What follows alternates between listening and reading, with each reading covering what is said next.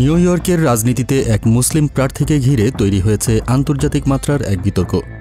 Statue of লিবার্টির আকাশে উঠছে banner, যেখানে লেখা ইন্তিফাদার বিশ্বায়ন থেকে নিউ ইয়র্ককে রক্ষা করো, মামদানিকে প্রত্যাখ্যান করো।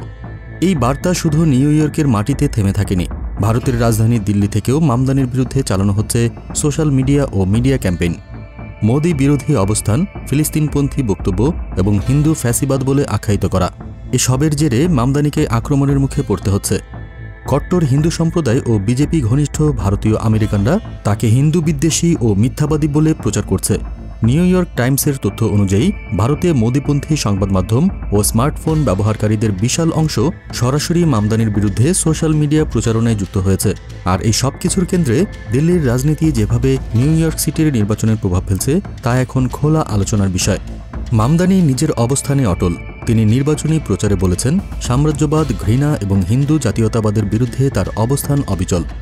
বিশ্লেষকেরা মনে করেন, এই নির্বাচনে শুধু একজন প্রার্থীর ভাগ্য নির্ধারিত হচ্ছে না, নির্ধারিত হচ্ছে আমেরিকান রাজনীতিতে আন্তর্জাতিক ধর্মীয় জাতীয়তাবাদের প্রভাব কতটা থাকবে তার দিক নির্দেশনাও।